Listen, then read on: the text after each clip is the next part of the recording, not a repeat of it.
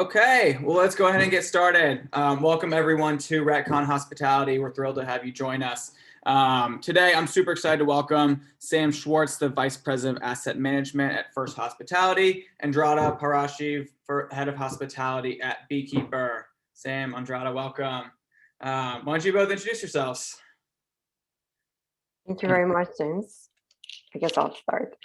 So my name is Andrada, Head of Hospitality with Beekeeper. Previously, I was leading strategy and communication with Fairmont Raffles Hotels and our core luxury division.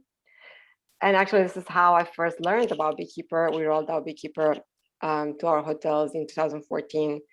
And then 3 years later, I made a jump on the technology side.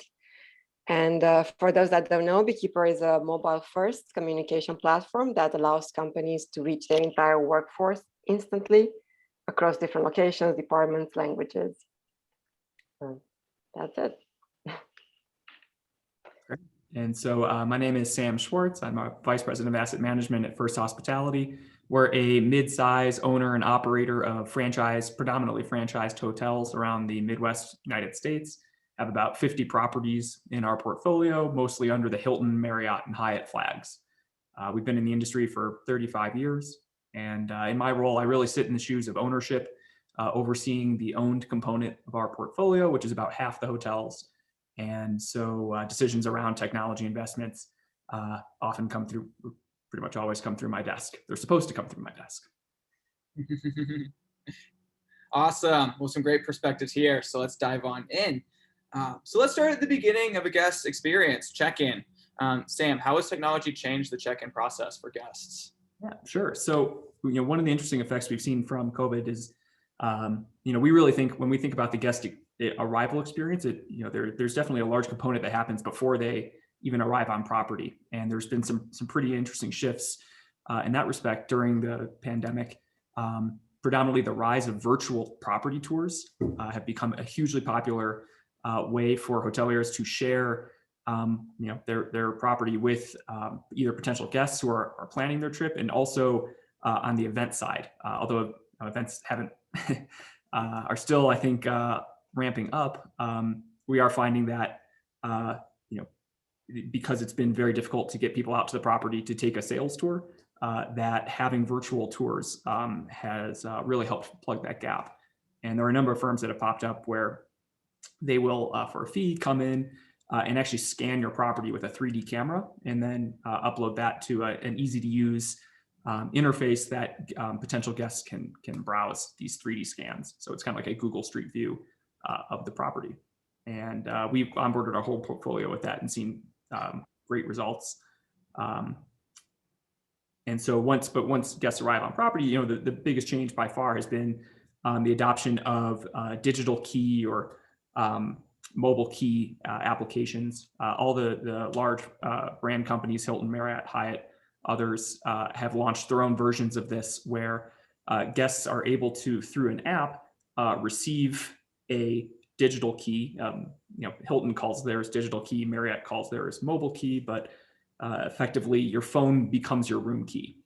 And that adoption really, Hilton launched the program actually back in 2015. I was checking the stats.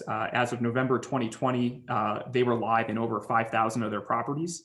I think Marriott and Hyatt aren't far behind, or are actually at that level as well, which is really the majority of their portfolio now. You have this option available, and they actually had 26 million reservations use digital key. They reported in November of 2020, which is much higher than what it had been. It's something we've been watching closely. So I think that the technology around digital key has gotten better. And one of the other features that they've started to launch is the ability to select your room in advance. So the same way you would click on what seat you want on an airline, you now can do that with your many of the hotel brands. That's interesting. And there is a recent hospitality technology survey done by the Hospitality Technology magazine.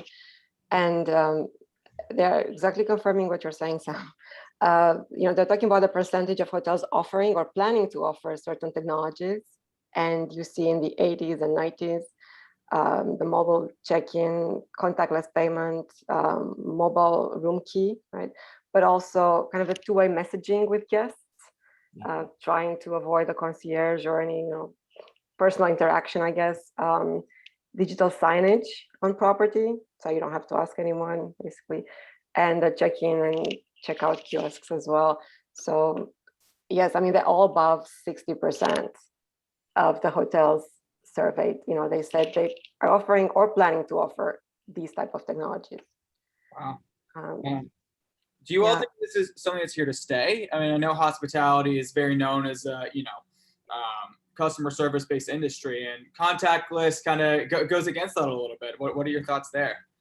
Yeah, this is something that we are actively discussing, exploring a lot these days. How do we create service touch points when guests are blowing right by the front desk? They're going straight to their room, and they're preferring that. They especially our business travelers, our experienced travelers who are rewards members, they have that ability to actually bypass the front desk. Their credit card's on file, it's already been authorized, and they can just go. So it is absolutely something that's here to stay. And I think that's also, it's not entirely a generational preference. There's maybe a stereotype that younger people tend to be more comfortable with the apps, but we see usage across the spectrum. It's just a more convenient way to stay with us at our properties. And so, we foresee a future where the front desk really is more of a concierge, and it's just a general support role. And whether that still requires a desk, or we shift to we see a broad industry shift away from an agent behind a desk, and more of a support staff that's out in the lobby there if you need them. I think that shift is already underway and is going to accelerate. And I know one of the biggest brands last year, right? They were trialing this kind of, the check-in not the check-in person, but the staff, the front desk person would be actually on Zoom. So, you talked about the desk, but that was their way. And this person could cover several hotels because, it wasn't a flood of, guests. So I'm not sure what happened to it right now, but when you think of all of these technologies, the idea was there before the pandemic, just that they took off really during the pandemic because of the safety or security and issues. But they do generate efficiencies, right, at the end of the day. And if the guest experience is still there and can generate some efficiencies, I think some will remain. It's definitely interesting. Something we're seeing in a ton of different real estate property types is the, a lot of these technologies they were around. It's nothing new, but we're finally adopting them, and it's going to be a major cultural shift moving forward. So super exciting. And we've been talking a lot about guest experience, which is of course an extremely important part of hotels, but there's another side behind that, the employees and the staff who run and operate the hotel. What kind of unique technologies, contactless or otherwise, are we seeing revolutionize the employee experience, Andrada? So yeah, when COVID hit, everyone jumped on the guest contactless technology, but the reality is that it's this, you have the same constraints that apply to staff. For instance, your stand-up meetings become a little bit impossible if you have, this big team crammed into a room talking through a mask. People cannot really hear you properly. So we have, for instance, a customer that is opening in a few months, and they want to have totally digital stand-ups. One, because of COVID, just to make it just safe, but two, because that's the direction that the technology was going anyways, and the generations are going. Since 2016, millennials have been the largest workforce in North America, with 35%, and this will only increase. And they are born, with a phone in their hand. It looks like that. And, you see many areas where, this technology makes the company attractive to the workforce.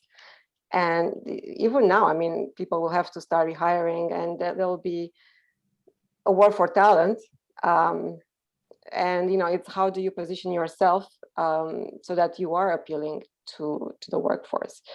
And then we see many areas where employee-targeted technology can help drive employee experience and productivity. And I can speak from our perspective, as we are a communication platform, and just, pure top-down communication.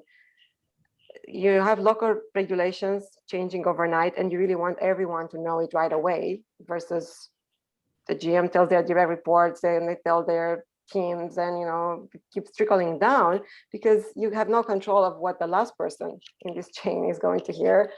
And not to mention that they may not even speak English so well. So what they understand is also a different issue, right? So with a communication platform, you can push a button and everyone gets the same message instantly and can see it in their own language as well. So just makes the workforce more informed. And then some efficiencies, just digitizing forms, for instance, that's something easy to do. Instead of using a paper, you do it on your phone or a tablet. And it's not only safer from a perspective of you don't have to have several hands touching the same folder or paper, but it also saves time. You don't have to go to the HR office to ask for time off. You can just do it when you have a minute. You can just fill it out and it just goes straight to HR. You don't have to walk 10 minutes there and 10 minutes back, depending where you are. The property can actually focus on something better and do your job for that time. Sounds like a very important tool that can definitely make a huge impact on employee experience. Something else that's relatively extremely important to hospitality. Something that as an events company is top of mind for me. But an event and meeting space. Sam, how is technology enabled folks to have meetings these days? Yeah, so I think I think about from a attendee standpoint. A major trend in the industry right now is this notion of hybrid events, where you have some of the attendees who are there physically in person and some who are joining via video conference or otherwise dialing in. And how, it's a major challenge for event. I feel for our event planners, who use our spaces, because it's really just a really difficult dynamic to navigate. How do you keep both populations, both audiences engaged in an event, make it feel like they're both at the same event. And so, it really comes down to, on the technology side, from a hotel perspective or from the facility, is offering smooth and comprehensive AV. And that's not, this is another example of, to my knowledge, there's certainly been major improvements in some of the vendors out there, but as far as fundamentally new technologies, it's really not, these video conferencing platforms, it's more about how are they used, and the degree of support that the facilities are providing. We're seeing a spike in demand for on-site AV staff to help event planners navigate that technology. I think the other, in addition to having really good video conferencing setup, we're also seeing the rise of I think they're called, I've always seen them called second screen solutions that allow attendees to, who are there in person, to have their personal device and view and interact with whatever digital content is being streamed. So if there's a presentation that's up on the screen that people at home are seeing on their device, the attendees in person can view the same screen on their own device and make notes or comment or engage that way.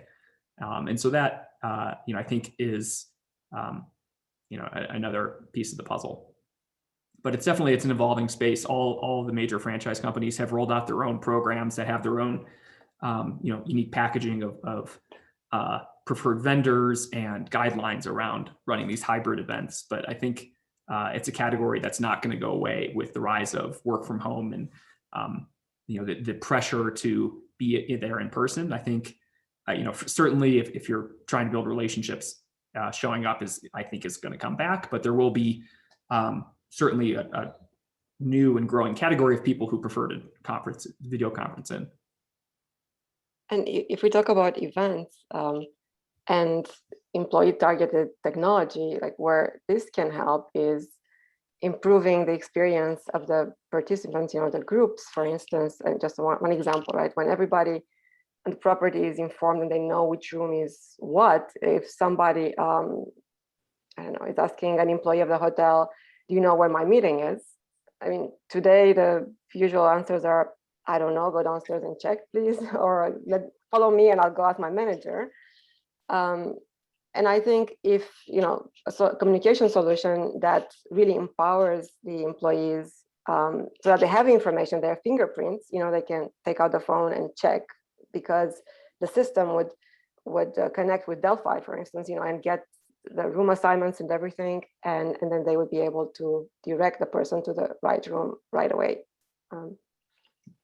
Andrada, actually, so the other big trend we're seeing is a real spike in event-specific apps, where conferences are putting out an app that's dedicated to that conference. There's a number of platforms out there that event planners can sign up with and load the event information into an app that the attendees then can refer to easily.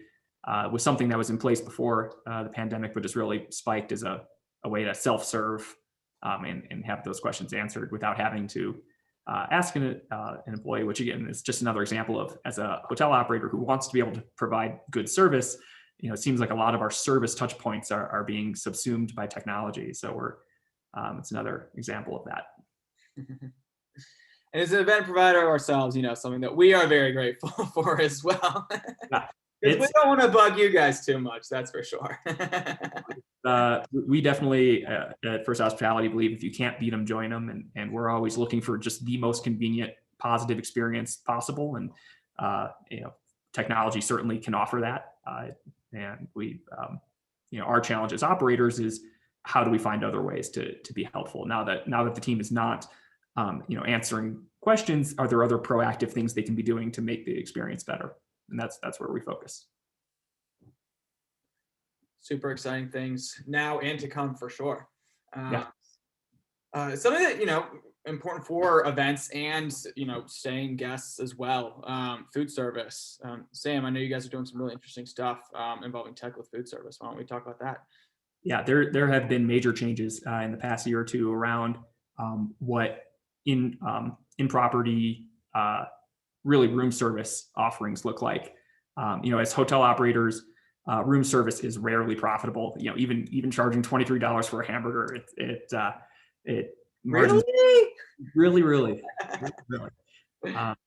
And that's been true for a long time. And what we've seen in the past couple of years is the emergence of two models, or at least I highlight two models. The first, I think the most prominent example of this is a vendor named Second Kitchen, where they will partner with restaurants surrounding your hotel and allow a hotel to offer a whitelisted room service menu that pulls that actually is basically coordinating delivery from these local restaurants into the guest room. And so from the guest perspective, it's really convenient. There's a couple different ways you can serve the menu to guests. It can either be an in-room QR code. It can be a link that's included on the at check-in. But from the guest perspective, they can pull up a curated list of local offerings, and the prices are lower, deliveries often faster, and they get the experience of having some local cuisine. And really satisfaction goes up from an operator perspective. It's much more. I think there's a couple different revenue models they work on, but you're not losing money, which can be a win in this case. And so I think that model is really going to grow. The other model that is gaining traction is a company called Butler Hospitality, and they actually will take over. They staff, or they look for full service hotels where they can staff the kitchen and then be a hub for providing room service to other non-affiliated hotels in the area. And in that same way, kind of achieve economics of scale, and provide really high quality offerings at lower price points and faster, just because they're serving more people. They can afford to have more staff and more delivery people on call. And so there's this kind of moving away from each hotel providing its own food service to either branching out into local restaurants or kind of network effects And I think it's a win-win for operators and guests. Yeah, sounds super cool. And a lot of the discussion around technology and focus on it has been on the guest experience, but something I really love that we've dove into a lot is the focus on the employees and bringing value to the employee experience. Andrada, could you tell us a little bit more about that and things that you guys are saying? I mean, maybe even numbers on employee retention when there's an investment on them. Yes, and I think it's good to remind everyone of the service profit chain that starts with happy employees that lead to happy guests and returning guests, and then happy owners at the end of the day. So focusing on employees translates into guest impact and owner impact. And I will give you, some examples of an employee app. What's like you're saying, maybe some numbers around that. So communication really underlines everything that employees do, right? So that's why the impact that it can have by improving communication can be significant. So number one, I'll start with better informed. And just I think one number is sufficient here, like 70% of all initiatives failed according to Gallup. And why is that? Because employees don't want to do their job properly? No, it's more because they don't know what they're supposed to do and they don't understand why it is important, right? So I think it's really important that this communication is overemphasized, and then with more communication, they understand what's expected of them and why this is important and what piece they play in this big puzzle for the success of the company. For more successful initiatives. Now, number two, I would say engagement. And engagement, yes, it is a charter, and maybe sounds fluffy to others, but at the end of the day, it really has an impact on productivity and also on retention. And employee turnover can be expensive. I mean, the most conservative numbers I've seen are $4,000 to $5,000 per employee that you lose and you have to hire. Right? And that's for a line level employee. It's a lot more expensive when you go to manager or director level. So if technology can help connect the employees to the company, to their culture, make them feel part of something bigger and make them feel appreciated, then the retention will be higher, right? So then it will have an impact on the bottom line. And number three, I would say, is training. And again, sometimes, it's assumed as something that's easy or overlooked, right? So we focus a lot on that's what we're going to do, but then on the implementation phase, we are overlooking some of these details that make or break the success. And we have customers that have really leveraged, some of the training capabilities to communicate brand standards or standard operating procedures, and they have seen improved results in compliance with the brand standards and also in guest satisfaction. So it is. So I guess yes, the employee, it's harder maybe to connect the impact because it's not as direct. There may be other factors influencing it as well, but it is a critical step to a company's success. Right? Yeah, definitely very important. Really, really exciting to hear that folks are investing in that. Something that we've been thinking about recently, very top of mind, and I hope we're close to it, is a return to normalcy. Something very top of mind, especially for folks in hospitality. What role can tech play in helping us to get back to a sense of normal life? Yeah, so I think top of mind is ongoing use of mobile key and digital key. I think not having to worry about that unfortunate potential exposure, even as vaccines are broadly developed. I think that's a awareness that's going to be with us for a while. And so I think the ongoing development of those tools and adoption of those tools is probably perhaps the greatest enabler of a quick return to normal. I think the other general initiative that we're keeping an eye on is the tech-enabled vaccine passport. And there's, reading articles on this, I have the impression that it's still a fairly fragmented effort. In some cases, there are individual governments that are pursuing, there are a couple examples in the European Union of individual governments launching health passports. There are examples of specific airlines that have offered to hold vaccine information from their flyers and help serve that. And then I've also, you read about certain tech giants. I know IBM has made a headline or two around their national, or not national, but health passport offering that's actually built on blockchain technology. And the intent there is to create the kind of the technological platform that governments and service providers like airlines can build their own passports on. But I think that, unfortunately, I haven't seen a single effort in the United States that really looks like it's gaining ground, and hopefully that changes. There might be some out there, but it's certainly an evolving situation. And I think if we can get it right, I know it's something that as operators, it would make our lives simpler. To be able to easily confirm whether a guest has received a vaccine allows us to make smoother operational decisions around how to manage that guest and help manage the safety of the property. Yes, and I mean, I would begin just by questioning what normalcy is, because we're discussing here some things that were not so normal necessarily, before, like last February. Now they are normal, and probably they will be here to stay.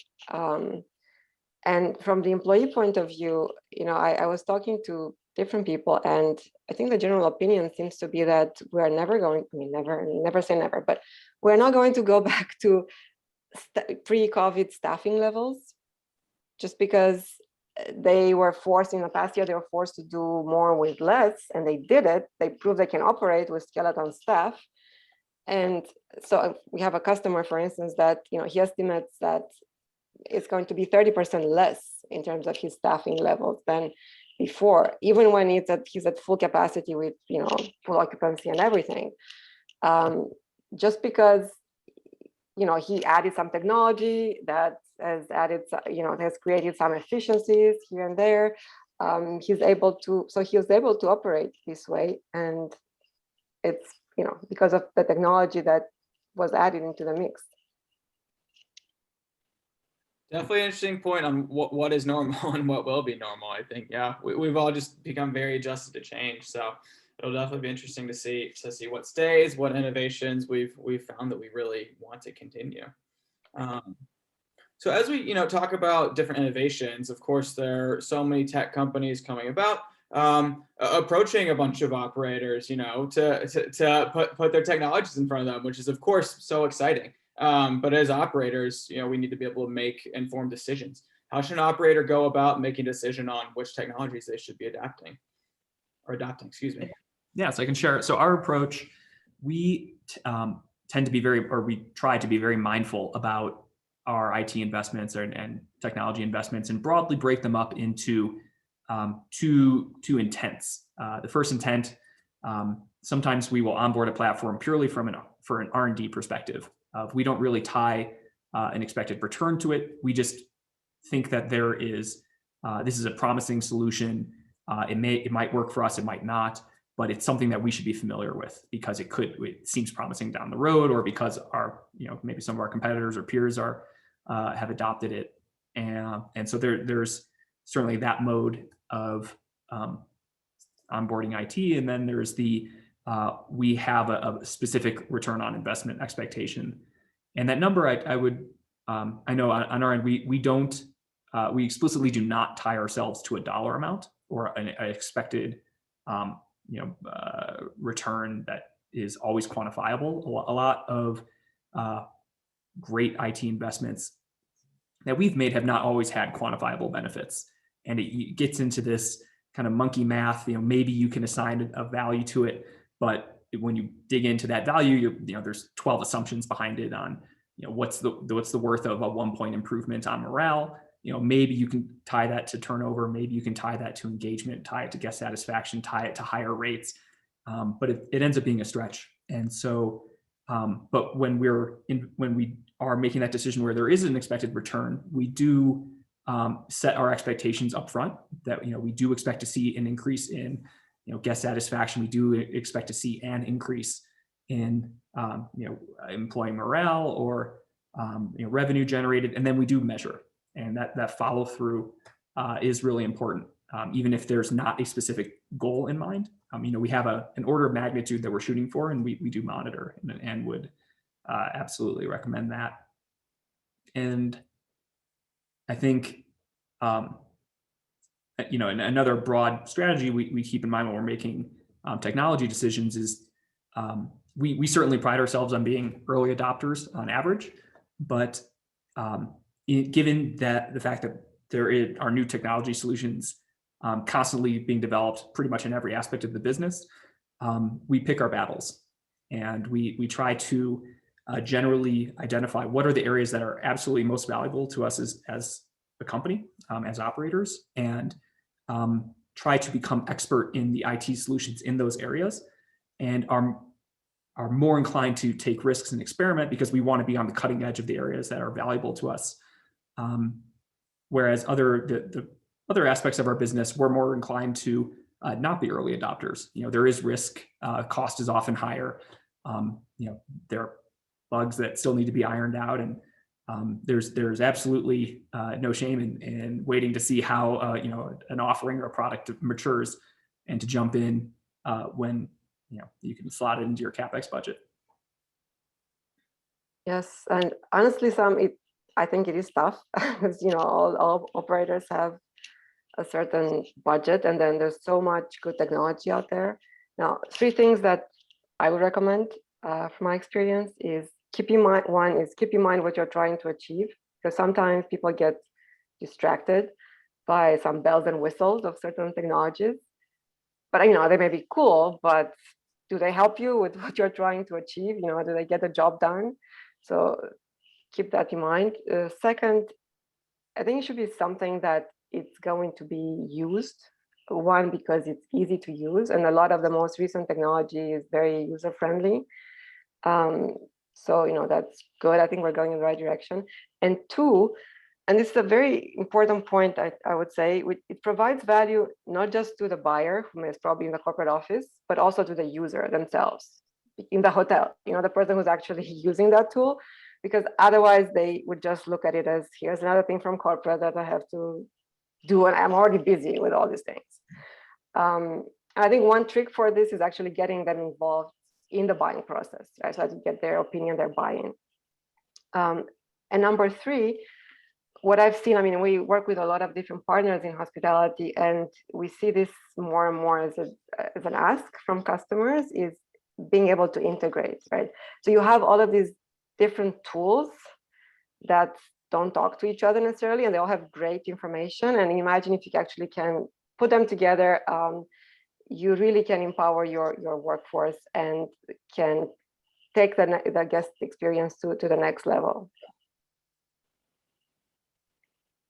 Great points there. So fortunately, we have some very tech-friendly folks on camera today, but some folks in hospitality maybe are just beginning their tech journey or have been more hesitant to adopt new technologies. What advice would you give them? Yeah, I think like I said, there are in many cases there's no shame in not being an early adopter, and I think I would suggest that the right approach is to really pick your battles and have an awareness of where technology or work to have an awareness of where technology can really provide the most value, and perhaps dip your toe into that area of your business. So whether that's in hotels, we haven't really talked much about revenue management, but at First Hospitality, we have a huge emphasis on leveraging AI platforms to help us better price our properties and anticipate demand. And so that's an area that we've identified as key to our business, and spend a lot of time investigating the solutions that are out there and working on our own. And so I think that's, if technology in general seems intimidating, narrow your focus and try to find 1 or 2 areas that you think it could make a difference. And maybe that will help with the general overload. And then, Andrada's advice to know what you are trying to achieve, I think, is gold standard. And it's amazing how hard it is to lose track of that, or how easy it is. It's amazing how easy it is to lose track of, what you're really looking to get out of a solution. So really, we make it explicit. We have steering documents with all of our IT projects, and that helps keep us on track. Yes, and I would say there is no going back. Fortunately or unfortunately, I don't know. Technology, has been getting in hospitality also, right, for a while. But now, especially with the pandemic, this need for more technology has been accelerated and has become more of a must-have than a nice to have if you want to remain competitive. And I know change is hard, but it doesn't mean it's bad, right? So I guess you have to see how you can deal with this. And from my perspective, from what I've seen, the technologies have a proven ROI, so it's not just an expense, it's an investment, good investment. And if you're hesitant, I would just talk to others that have used the solution, right? Try it out on a sample of hotels, maybe test different solutions in different hotels, whatever works for you and the way you're organized, but it's the way we're moving and nobody can stop this. Yeah. Some great advice there. I know everybody's very appreciative of that. We here at RETCON are appreciative of the two of you and everybody tuning in today for joining us. Throughout the month of March, we'll have a webinar once a week. We're concluding next week with one on multifamily technology. So super excited to see everyone next week. Andrada and Sam, thank you again for joining us. We will see you soon. Bye, everyone. Thank you.